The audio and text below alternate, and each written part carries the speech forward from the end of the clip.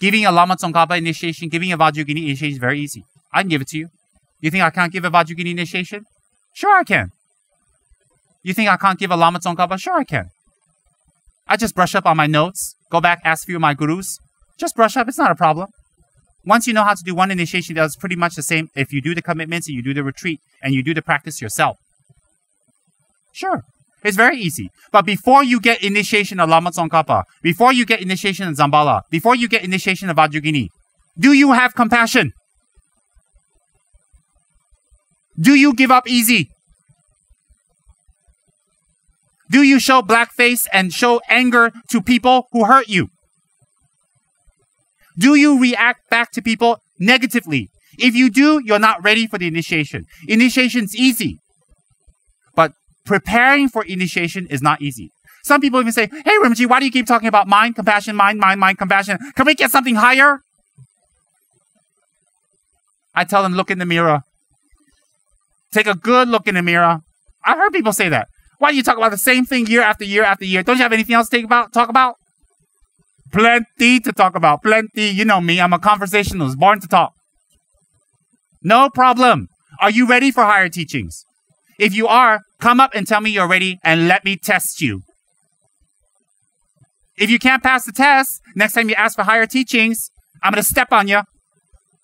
And I'll make jokes about you in teachings for the next 5 years. Oh, yes. So don't be saying, when do we get Yamataka, Rinpoche? That center giving Yamataka.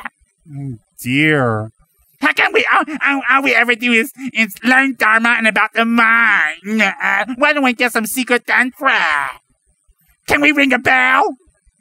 Dear. Even I've heard some people excited to go ring a bell. You mean we can ring a bell during Tara Puja? I want to go. I want to ring my bell. I want to ring my bell. Oh, dear. Do we want to hear your bell?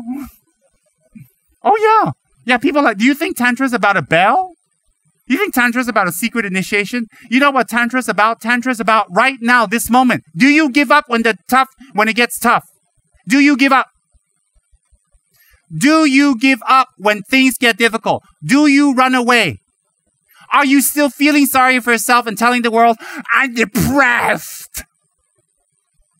If you're still depressed, you're not ready for Tantra. You're not ready. When someone says something to you, do you go, blah, blah, blah, blah, blah, blah. Oh, I want to be a lineage holder. Oh, dear. And then when someone says something to you, maybe you don't talk to them. All right, in your psychology, in your mind, deep down, say, I will not talk to them for 3 months and let them feel how they've hurt me. I will not talk to them. When I see them, I say, hello. I will be calm. I will teach them a lesson. How they hurt me. They hurt me. I want to be listening to that. Oh, dear. And then when you ignore people, when you're mean to people, and then you sit in front of Buddha and pray, oh, may I help all sentient beings? I take refuge in the Buddha, the Dharma, and the Sangha. Oh, bless me, bless me, bless me. It's like Buddha inviting them to go inside a toilet. Come inside the toilet and bless me. After our meditation, Lama Tsongkhapa Buddha Yoga, we dissolve Lama Tsongkhapa inside of us. If we have good motivation, it's very clean, it's nice, it's a nice apartment. Clean and wonderful, nice green forest, emerald forest. If we have bad motivation, we ignore people, we're angersome, we're narrow, we don't want to help, we're lazy, we don't want to push ourselves, we're full of anger. Then it's like a toilet. So we say, come and bless me. Tsongkhapa's like, all right, I'll come in and bless you. Yeah, you're like a toilet. Why are you like a toilet? Being angry is smelly. Being narrow is smelly. Having no awareness is smelly. It's like a dirty toilet. I'd rather eat inside a dirty toilet than hang out with someone that difficult, right? Do you want to be around someone who's so difficult, full of anger, never change, never, always narrow, listen to the Dharma talk here and it comes out here, right? Cannot come out here because what our mother tells us comes out here, you know, go here, come out here. So what your guru comes out here. Easier what? You got many holes, so we utilize all. Think about it. And then we say, oh, I want to pray. And then you do offerings in front of Buddha. You do nice offerings. Isn't my offerings nice? Look, I got IKEA tea lights. Oh, mani padme hum. And the Buddha's sitting there going, oh, dear. Oops.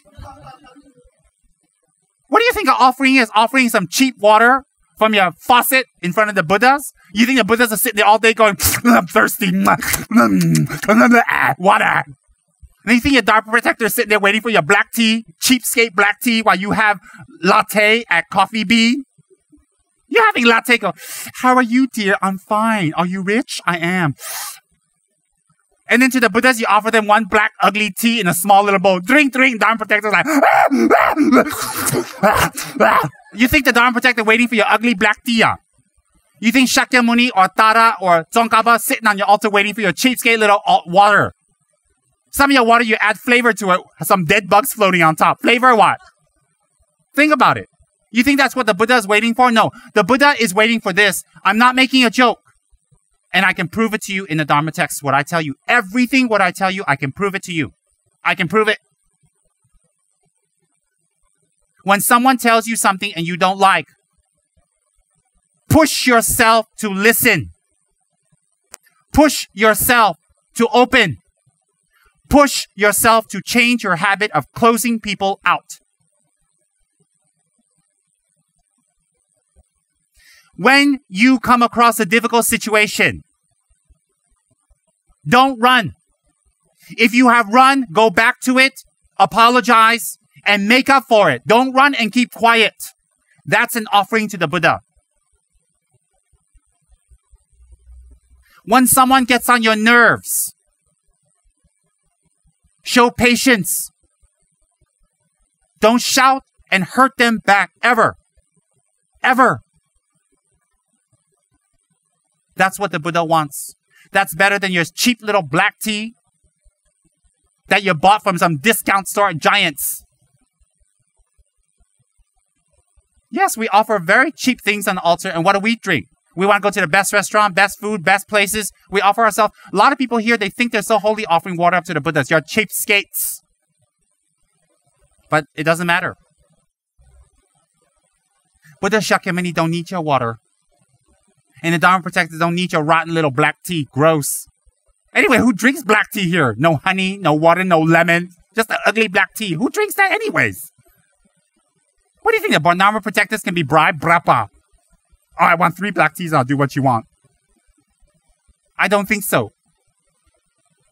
And then some of us, we call ourselves Dharma practitioners. I want to change my parents. I want to change my friends. I want to bring Dharma to others. And I want to do Dharma work. Dharma work? You know what Dharma work is? Dharma work is not sweeping the temple. It's not finishing your assignment. Dharma work is transforming your mind. If you have the luck to be sponsored by Ganden Monastery and KH to do Dharma work, you are very blessed. If you threaten or think or you don't want to do or you want to run away or you don't do it well, you offend 3,000 Sangha. Very simple. Very simple. You offend 3,000 Sangha. So next time you go to Ganden, don't be sitting there going, You just walk in front of the Sangha telling, fly a kite. Because while you're here, you tell the Sangha to fly a kite. What? Every time you say something negative about the organization, about the liaisons, about the workers, about people who do work, you're saying that to 3,000. Every time you run away, when you want to do work, you run away. Oh, no, I don't want to do that. It's difficult for me. I want to move to another department. It's like musical departments. Every week you're in a different department because that department had a monster there. What's the point? So when you go to Ganden, you go like this to the Sangha, to the monks, the abbot, fly a kite. Don't go there and go, nah. Yo, grotesque. Why? They know what you did. They know. The high lamas know. Then when you go to Setrap Chapel, you go there with your cheap pearls. Then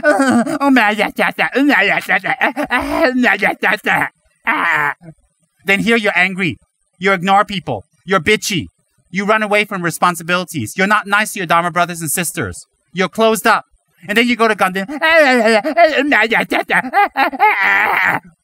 Why do you think Setrap is like, Why do you think? Look at the way you look. You're such a liar. Why do you think they're so pissed off? Go in that room. He's always pissed off.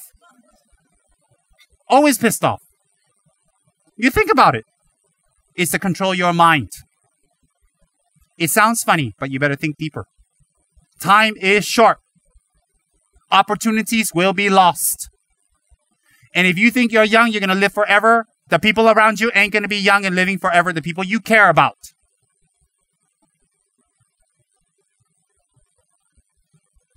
So every time you pray, every time you do your sadhana, every time you do your offerings, every time you look at the Buddha, shame, shame.